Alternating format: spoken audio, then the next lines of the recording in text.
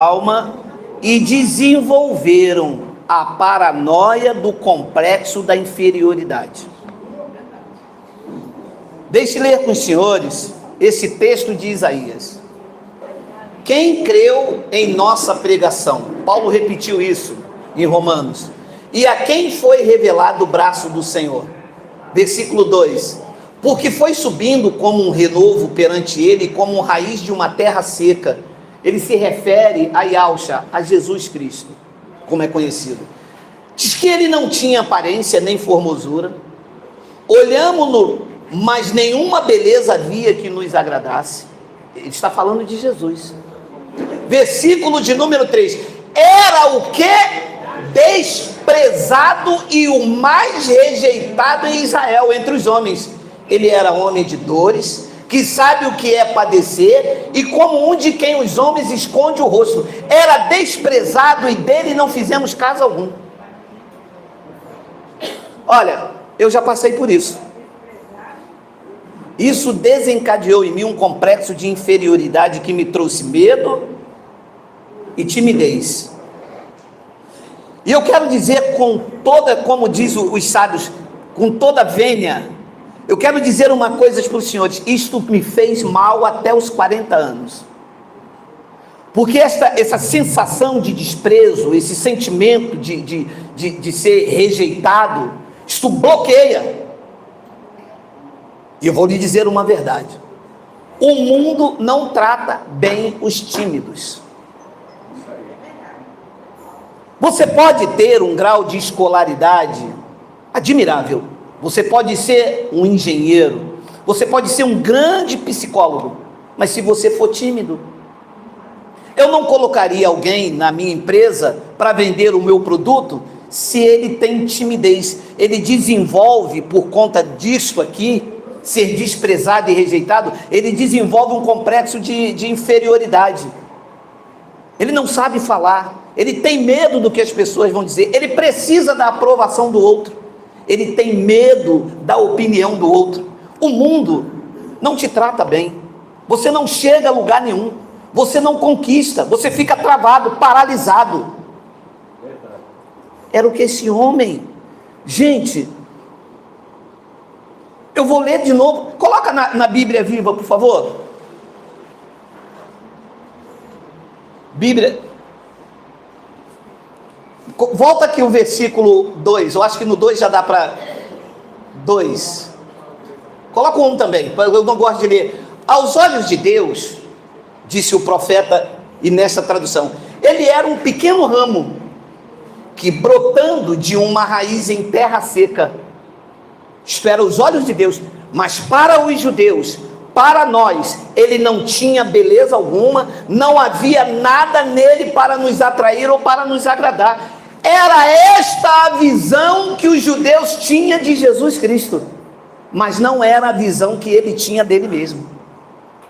Porque se ele tivesse esta mesma visão, ele não se tornaria o homem mais falado, comentado, louvado e adorado do planeta. Ele seria alguém que as pessoas não prestaram atenção mesmo, e dali não evoluiu, não cresceu. Mas é que a visão que ele tinha dele era a visão que Deus tinha dele, e era isso que bloqueava a minha mente. Eu me via como as pessoas me viam. As pessoas não me viam com beleza nenhuma, semi-analfabeto, sem cultura, sem profissão, e eles queriam me arrastar para esta visão, e por certo tempo eu aceitei. Quando tínhamos uma festa, eu era o único que não conseguia namorada, porque e o medo dela me chamar de feio, e o medo de ser rejeitado, e o medo de ser desprezado. Quando tinha um emprego, eu tremia diante do entrevistador. Então o que sobrava para mim? O que era vil, o que era desprezado, porque eu me associava àquilo que as pessoas viam e me fazia sentir. As pessoas me viam como desprezado, sem valor, sem beleza, e para mim ter espaço eu tinha que me associar a pessoas assim também. Lembra da máxima? Quem junta com os porcos, faregos come. Eu me via assim, diminuído, eu me via desprezado. Eu não quero andar com ninguém que tenha essa visão. Eu quero andar com pessoas que vejam como Deus vê. Deus o via como um pequeno ramo, mas que vai brotando, que vai crescendo. Diz então que para nós, para os judeus, ele não havia nada nele que nos atraiu para nos agradar. Versículo de número 2: nós o desprezamos, rejeitamos. Ele era um homem que conhecia por experiência própria a dor e o sofrimento, e achamos que ele não merecia nem ser olhado por nós. Não demos a menor importância a ele. O que esse homem tinha? O que esse homem aprendeu com esses olhares? A desenvolver uma autoconfiança, porque era isso que ele tinha, uma autoconfiança. Ele não precisava da aprovação dos outros, ele precisava de acreditar nele e naquele que via ele como um pequeno ramo. A vida quer te paralisar, a vida quer te fazer entender que você tem que aceitar isto aí como um karma, como um destino. Não, eu sou assim. Eu não consigo. Não é que você não consegue, é que os olhares dos outros te encolheu. Não te falta coragem. Coragem você tem, porque você levanta, dorme, acorda. Você tem coragem, porque quem está vivo corre risco. A vida é uma escola de risco. Coragem você tem, é que você está encolhido diante da vida. Eu estava encolhido, que para levantar e ir a uma festa eu tinha coragem de ir, sabendo que as pessoas iam me rejeitar. Faltava atitude. Ele tinha atitude. Esse homem poderia sofrer de doenças psicossomáticas, desenvolver nele o que chamam de hoje de TDI, ter vários complexos, uma delas complexo de inferioridade, mas ele preferiu acreditar na visão de Deus sobre a vida dele e no seu potencial. É claro que eu acredito que ele não desprezava as suas dores. É o que acontecia comigo. Eu desprezava as dores, e ao invés de aprender com as dores, fazer das dores experiências didáticas, eu fazia das dores lamentações dramáticas.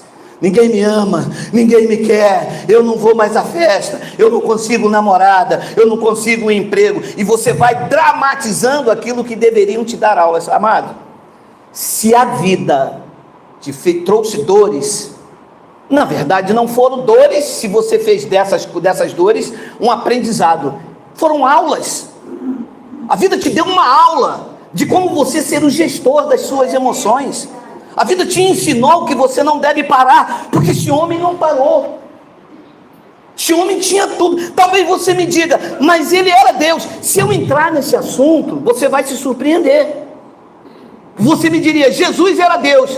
Então Deus morreu, Deus teve fome, Deus não casou, Deus quebrou um monte de regras. Não, Deus estava nele. Nem por isso ele tinha que ser Deus, porque Deus está em você e você não é Deus. Mas Jesus era 100% homem e 100% Deus. Eu também sou 100% homem e 100% Deus, porque no Espírito, aquele que se une ao Senhor é um. Se nós somos um, eu sou 100% Deus na carne e 100% Deus no Espírito. E se eu desenvolvo isto, eu acredito, sabe o que? Que nada pode me parar. É claro que ele fez o que tinha que fazer, mas Deus chorou na cruz, Deus passou fome. Era ele humano, era carne, sentia dores, chorava. Disse ali que ele era um homem que conhecia a experiência própria, a dor e o sofrimento. É isto aqui que ele sentiu e eu senti. E se ele venceu, ele disse aos discípulos: olha, eu venci o mundo, vocês vão vencer também. Agora, só que vocês têm uma imagem aceitável das pessoas. As pessoas não vê Mateus como olha para mim. E se esses olhares negativos tentam me paralisar, ora, e os olhares de bondade sobre vocês? Porque ninguém aceitava esse abençoado aqui. Ninguém em Israel. Você vê? Quando ele passava, as pessoas escondiam o rosto. era desprezado. Outra passagem mais à frente diz que ele veio para os seus e os seus não aceitavam. Eu fiquei impressionado com isso, porque enquanto a morte o rondava, ele brindava a vida. No terror do medo, ele semeava o amor. Ele contradizia todas as expectativas e circunstâncias à volta dele. E tinha tudo para ser colérico, dependente emocional, tinha tudo para desviar o foco, tinha tudo para dizer: a vida não presta, que vida é essa? Não é isso que falamos a vida inteira quando os desafios aparecem? Porque os desafios não foram feitos para te paralisar, foram feitos para te evoluir, para você crescer.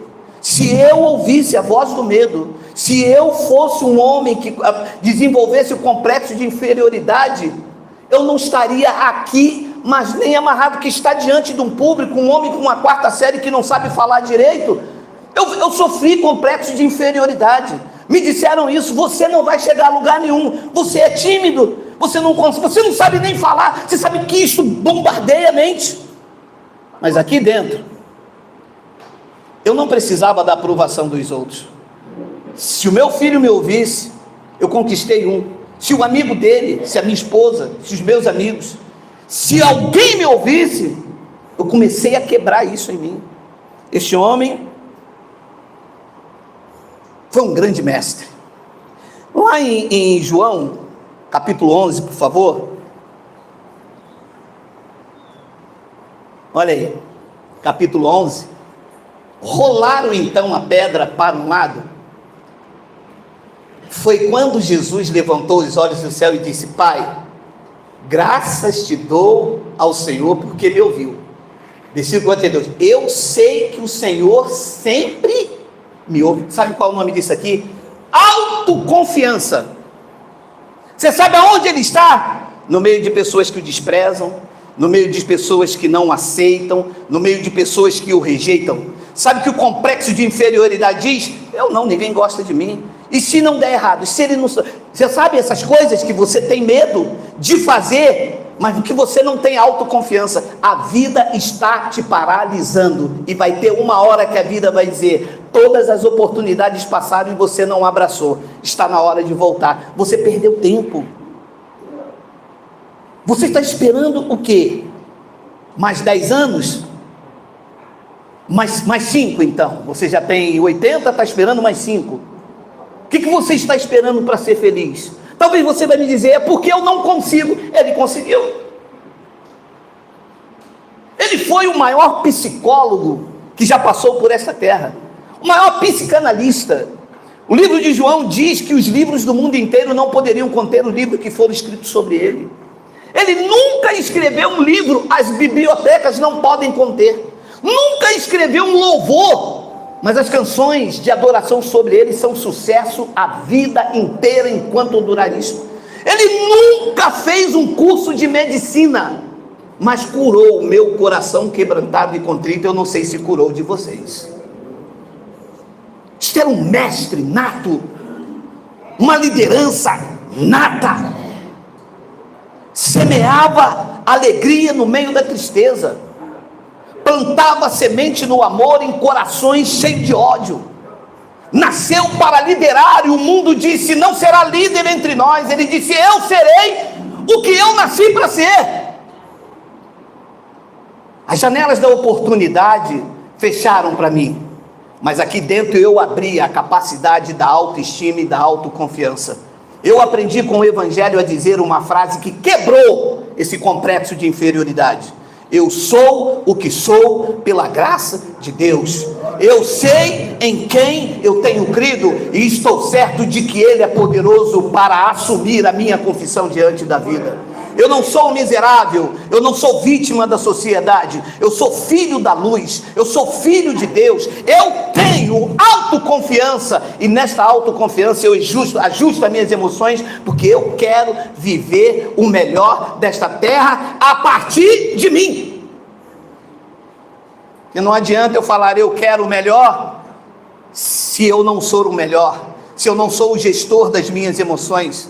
Não adianta eu olhar para a conquista dos outros se eu não consigo conquistar a mim mesmo. É a frase adaptada de Platão. Quando o homem vence a si mesmo, ele nasceu para uma grande conquista. Se você quer conquistar algo na vida, primeiro, vença você. Vença os seus medos, vença os seus traumas, vença o seu complexo de inferioridade. E Deus te colocará numa posição que talvez o mundo não se lembre de você, mas que você deixará um legado para a posteridade. Na sua casa, nos seus filhos, nos seus netos. E quando alguém passar por uma experiência, assim como nós lembramos dele, que venceu a ele mesmo, as pessoas vão dizer: meu pai era assim, meu avô era assim, meu tio era assim, meu irmão era assim, Geraldo era assim, Valnei era assim, Adailton era assim, você era assim. O medo bateu na porta, mas eu disse: medo, eu não te escuto mais, porque você não me leva a nada. Assim é?